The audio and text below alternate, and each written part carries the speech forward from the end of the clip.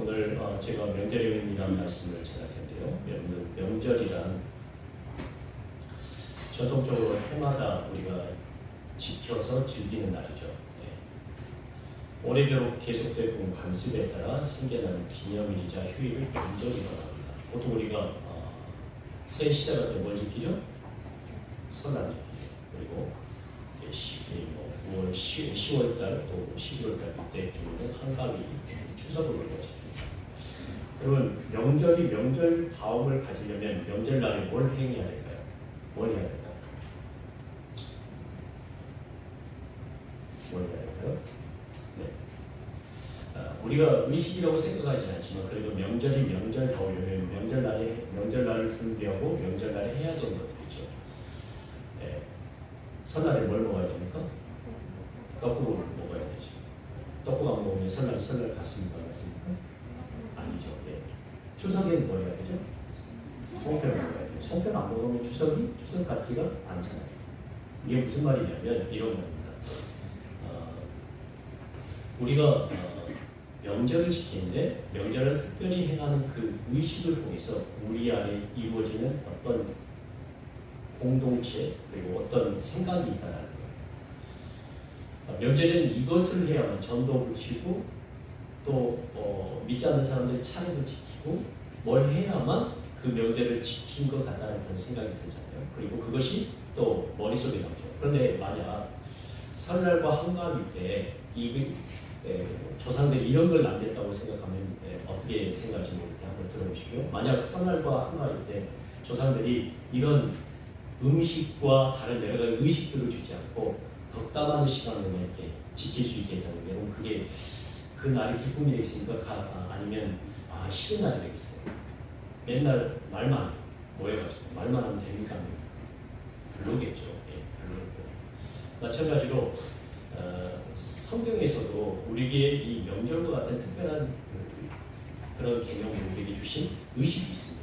그것이 어떤 거냐면 바로 오늘 우리가 읽은 부분에 오는 예수님께서 십자가에서 달리시기 전에 6월절 마지막 만찬에서 비롯된 무슨 식? 네, 우리가 성찬식을 우리에게 주셨습니다. 성찬식은 우리에게 이론으로 주어진 것이 아니라 예식으로 주어져요. 성찬식은 우리가 말로 하는 것이 아니라 그 성찬에 참여해서 뭘 마십니까? 우리가 예수님을 피를 상징하는 잔과 포도잔과 그리고 예수님의 몸을 상징하는 떡을 떼죠. 이런 의식들을 통해서 우리에게 주시고자 하는 것들이 뭐냐면 이런 의식들을 통해서 더 확실하게 다가온다는 거죠. 이 예식에 특별하게 필요한 것이 무엇이냐? 바로 음식이었습니다. 뭐라고요? 음식. 예수님이 우리에게 주신 것은 이론이 아니라 예식이었습니다. 예수님은 이 예식을 나눌 때 제자들과 함께 나누어 먹을 음식을 주셨습니다. 이 음식은 많은 의미를 전달합니다. 이 예식의 의미를 발견하는 최선의 방법은 뭐냐면 보고 듣는 것이 아니라 그 예식에 참여하는 것입니다.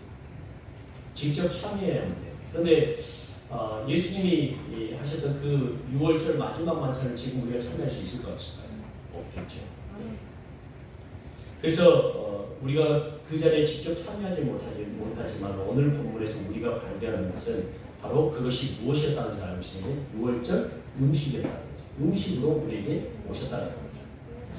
6월절은 여러분들이 잘 아시다시피 어디서부터 시작된 거냐면 출애굽이 이루어지고 난 다음에 그리고 실은 출애굽 전에 이루어졌던 행위를 출애굽하고 나서 또 지키는 그런 과정을 통해서 이 6월절이 시작되었습니다. 여러분 6월절 의식을 지키면서 뭐냐면 어떤 일이 있었냐면 여러분 6월절 이스라엘 백성들이 애굽에서 나오기 전에 몇 가지 제한이 있었죠? 10가지 제한이 있었어요. 10가지 제한이 10번째 있었을 때 어떤 일이 일어났었냐면 죽음의 천사가 애굽에 내려와서 그 애굽 땅에서 태어난 모든 첫 번째 난 것을 다 어떻게 했냐면 죽였어요. 이 말은 어떤 말이냐면 하나님께서 모세를 통해서 이스라엘 백성들을 끄집어내려고 했을 때 이 10가지 제한이 있었다는 말은 애굽이 이 이스라엘 백성들을 밖으로 내보내기 원했다 원하지 않았다? 원하지 않았다는 거예요. 가장 극심한 반대 가운데 있었다는 거예요. 그 가장 극심한 반대를 뚫기 위해서 하나님께서 그 애굽에 행한 조치가 어떤 거냐면, 야, 첫 번째 난 것들 모두 다 전부 다 죽여라 라는 거였어요. 그러나 이스라엘 백성들 가운데 그 첫 번째 난 것을, 첫 번째 난 아들과 동물들이 죽지 않고 넘어가는 일이 있었는데, 그게 어떤 일을 행해서 했냐면 바로 물설주에 어린 양의 피를 바르는 일을 통해서 이스라엘 백성들 가운데 그 피를 바른 가정은 첫째 난 아들과 그리고 첫 번째 동물이 죽지 않고 넘어가는 역사가 일어났던 것입니다.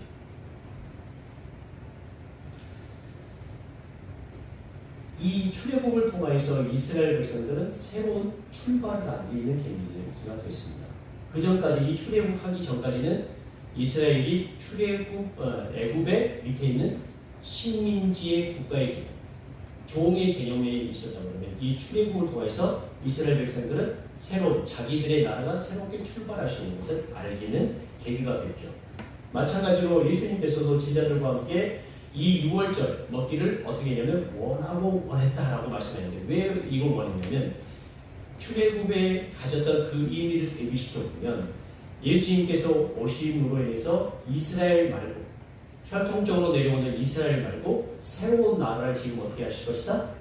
출발시키기를 원하셨기 때문에 유월절을 먹고 마시기를 원하셨다라고 이렇게 볼 수가 있습니다.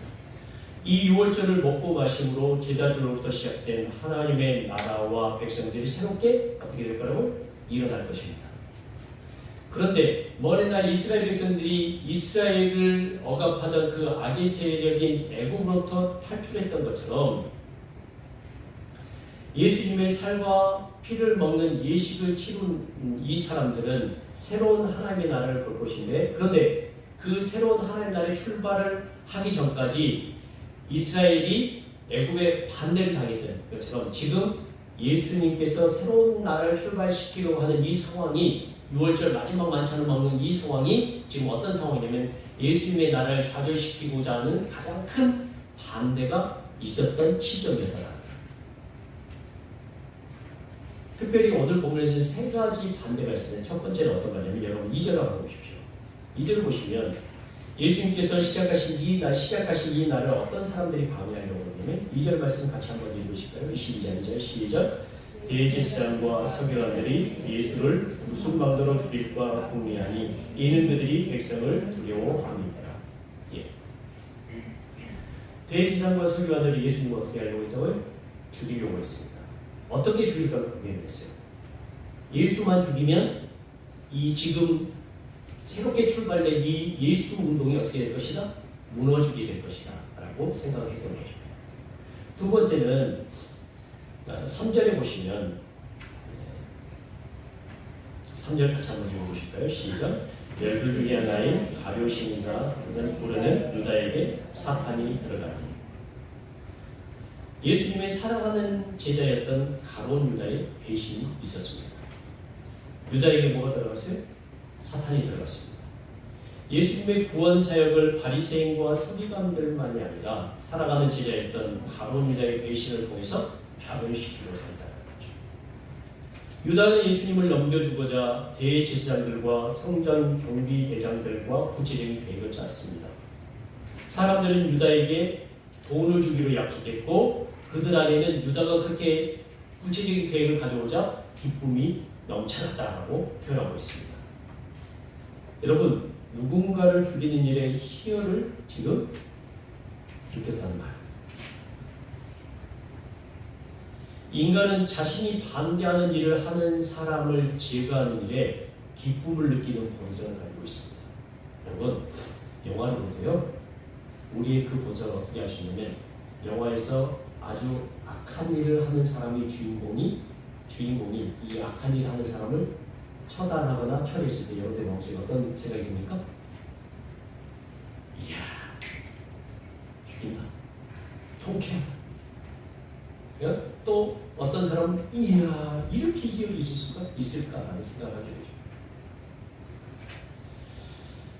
이것이 인간의 본 모습입니다. 원수를 제거하는 일에 제자와 예수님을 반대하는 사람들이 하나가 되었습니다. 그리고 그것을 통해서 가룟 유다는 무엇까지 추구했냐면 이익을 추구했습니다. 사랑하는 사람을 배신하는 일을 통해서 이익을 추구하는 인간의 모습이 바로 가룟 유다의 모습입니다. 이것은 또한 가룟 유다 안에 들어간 사탄의 마음이기도 합니다. 사랑하는 스승을 배신해서라도 그의 계획을 좌절시키고 또한 자신의 이익을 추구하는 모습은 바로 가룟 유다의 모습이면서 바로 우리의 모습이기도 합니다. 세 번째로 예수님을 반대했던 또 다른 무리가 있었는데 뭐냐면 사랑하는 제자들의 다른 마음을 우리가 품고 있는 것을 보게 됩니다. 여러분 24절 한번 보실까요? 24절 우리가 읽지는 않았지만 24절 말씀입니다. 같이 한번 읽으실까요? 24절 시작. 또 그들 사이에 그중 누가 크냐 하는 다툼이 난지라. 여러분 우리는 여기서도 인간 본성을 볼 수 있습니다. 예수님 6월절 마지막 만찬을 통해서 하나님의 나라의 모습을 보여주십니다. 그 하나님의 나라는 어떻게 건설되냐면 바로 예수님의 희생, 예수님의 보혈로 예수님의 살이 찢기는 그 고통을 통해서 예수님을 통해서 이루어지는 것을 우리에게 보여줍니다. 이것이 어떻게 이루어질지 예수를 통해서 보여주죠. 그러나 아직 예수님의 이러한 모습을 이해하지 못한 제자들은 주님이 이루실 하나님의 나라에서 누가 큰 사람인가를 놓고 다투는 모습을 봅니다. 하나님의 나라가 다투는 제자들의 모습을 통해서 어떻게 될까요? 좌절될지도 모르는 상황입니다. 우리는 제자들의 모습을 통해서 종교를 통해서 기독교를 통해서 자신들의 이익을 추구하는 인간의 모습을 봅니다. 결국 인간의 관심은 자기 자신에게 있습니다. 이것을 나쁘다고 말할 수는 없어요. 그러나 예수님을 따르는 목적이 결국 자신들의 권력 추구에 있었다는 것을 우리가 볼 수 있습니다. 이런 모습은 여전히 많은 종교를 추구하는 사람들 가운데 존재합니다. 그리고 종교를 통해서 재산을 증식하고 추구하는 모습을 통해서 믿지 않는 사람들은 거기나 여기나 똑같다는 생각을 하며 종교 이탈 현상이 눈에 띄게 늘어나기도 합니다. 코로나 이후 많은 사람들이 기독교를 떠나는 이유 중에 하나도 뭐냐면 기독교가 본 모습을 잃어버리고 종교를 통해서 예수님을 통해서 무엇을 추구한다고요? 이익을 추구하는 모습을 가지고 있구나라는 실망감에 많은 사람들이 이 기독교를 이탈했던 현상을 우리가 보게 됩니다.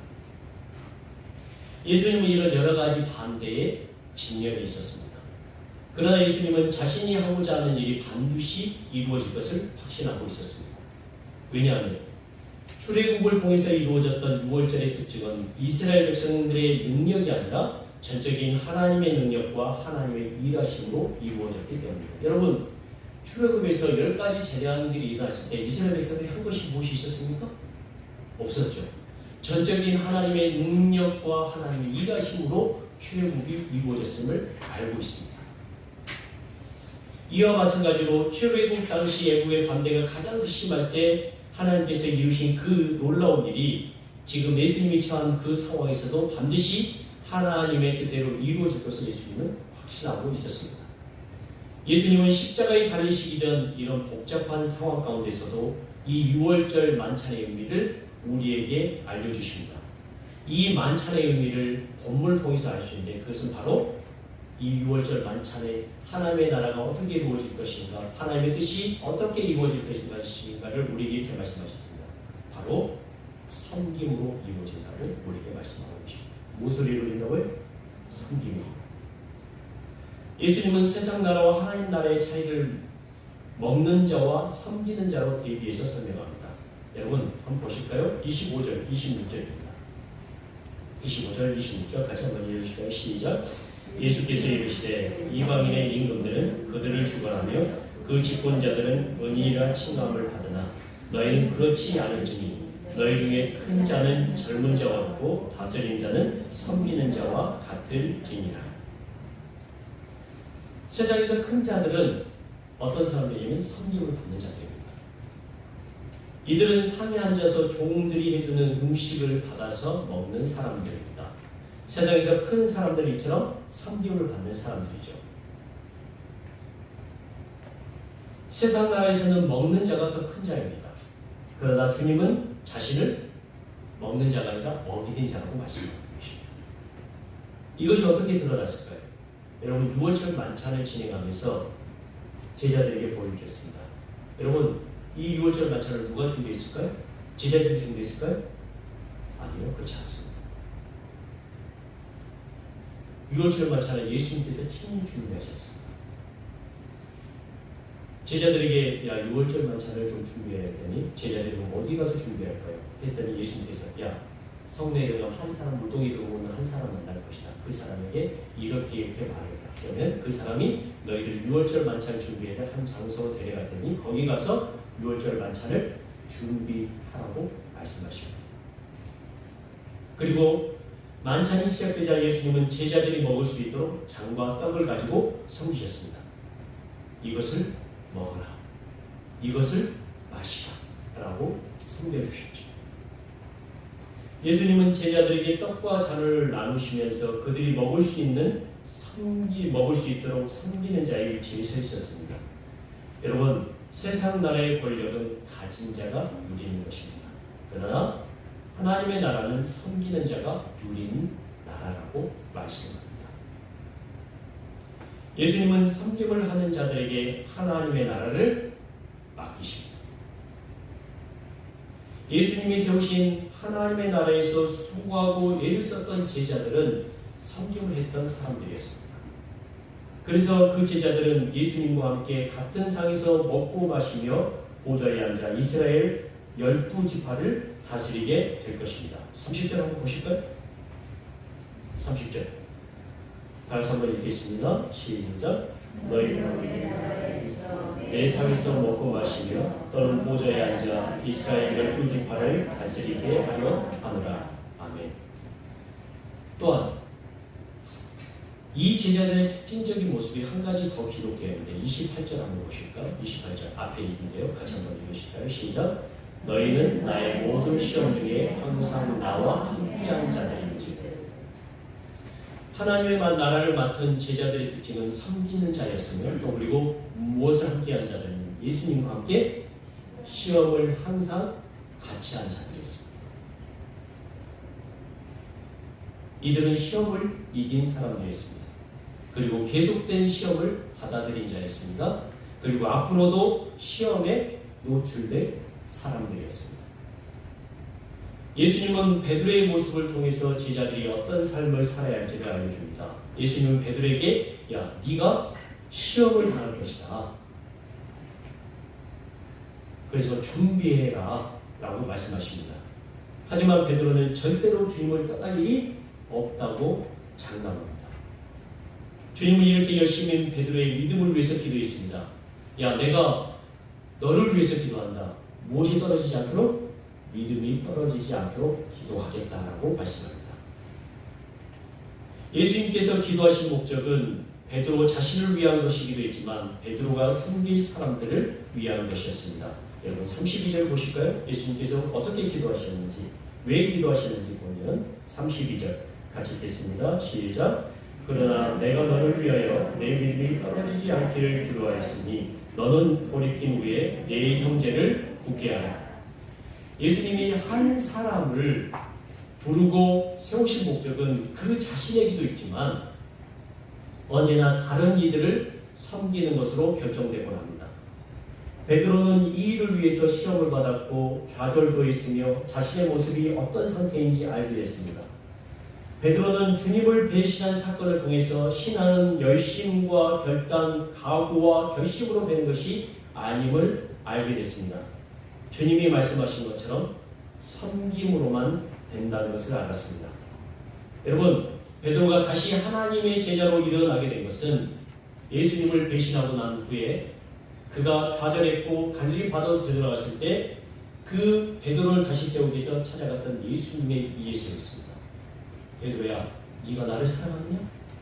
나를 3번 부르시고 그를 하나님의 양을 치는 자로 세워주셨기 때문에 그가 다시 일어설 수 있었습니다. 베드로를 찾아와서 섬겨주었던 주님 때문에 베드로가 다시 일어날 수 있었습니다.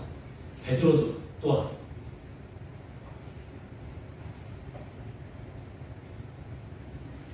이제 자기가 어떻게 살아야 될지, 어떤 사람으로 살아야 할지, 그리고 어떤 일들을 하며 살아야 할지 생각했을 때 하나님의 말씀에 순종하고 다른 사람을 섬기는 자로 서야만 자기가 이 시험을 이길 수 있고 이 하나님의 나라에 바로 동참할 수 있게 된 걸 알게 되었던 것입니다. 오늘 말씀을 마치면서 헤르만 헤세의 동방순례라고 하는 책에 이런 내용이 나오는데요. 한 비밀 혈맹이 결성되었습니다. 혈맹이 결성되었는데 이 혈맹이 종교적인 그런 혈맹인데 이 종교적인 혈맹이 동방순례를 하기로 결정을 합니다. 이 순례를 통해서 종교적인 어떤 일들과 그리고 더 큰 것들을 이렇게 만들어 나가는 것을 이 동방순례를 하게 되는데 이 동방순례를 하게 되면서 거기에 레오라고 하는 한 종이 있었는데 그 종이 이 동방순례를 하는 사람들에게 맛있는 음식을 해주고 힘들고 어려운 일 있을 때마다 노래를 불러주고 그리고 그들이 필요한 게 있을 때마다 적절히 제공해주는 그 역할을 아주 잘 감당해줍니다.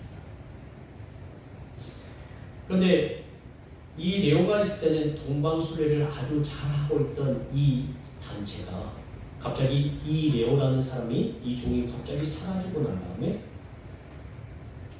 순례가 재미가 없어지게 됩니다. 그래서 이 동방순례를 하던 이 팀이 무너지게 됩니다. 그래서 이 순례에 같이 참여했던 사람이 주인공의 이름이 HH입니다. 아마도 헤르만 헤세를 이렇게 이야기를 하는 것 같아요. HH인데 이 HH가 도대체 왜 동방순례를 하던 이 팀이 무너졌을까를 고민해 봤더니 누가 사라지고 난 이후부터 이 순례가 재미없게 되면 바로 레오라고 했던 이 종이 없어진 후부터 순례가 재미없게 되었고 이 레오가 없어진 이후에 이 팀이 무너지게 됐다는 것을 알게 됐습니다. 그래서 나온 리더십이 뭐냐면 서번트 리더십, 섬기는 리더십이 거기서 나오게 됐습니다. 여러분, 명절에 우리에게 주어진 여러 가지 의미들이 있습니다. 그런데 잘 생각해 보세요. 명절이 우리에게 의미가 있는 일인데 여러분 음식을 만들고 다른 여러 가지 의식들을 행하고 그것을 통해서 우리가 무엇인가를 받을 수 있다고 생각하지만 여러분 잘 생각해 보시면 이 의식들이 누군가에 의해서 치워져야 되는데 누군가에 의해서 만들어져야 되는데 그것이 누구 때문에 만들어집니까? 보통은 잘 생각해 보세요. 한 사람, 보통은 어머니와 여자들과 아내의 섬김으로 이루어진 게 된 것입니다.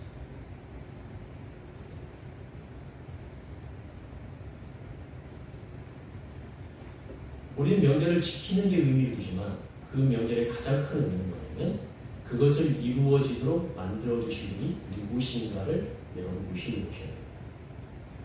명절에 어머니가 빠지면 의미가 있어요? 없어요? 명절에 아버지가 빠지면 의미가 있습니까? 없습니까? 없습니다. 명절에 사랑하는 사람이 빠지면 의미가 없습니다. 그 섬김으로 명절이 이루어집니다. 여러분, 그러면 기독교는 어떨까요? 여러분이 치르는 그 이식이 아니라 예수님 아니면 의미가 없는 것입니다. 우리가 그것을 알고 우리의 삶 가운데 우리의 모든 것들 가운데 우리를 살리시기 위해서 우리를 새롭게 하시기 위해서 섬김을 하셨다. 자기의 몸과 피를 흘리시면서 섬김을 하셨던 그 예수님을 잊지 않고 살아가는 우리 성도님이 되시기 바랍니다.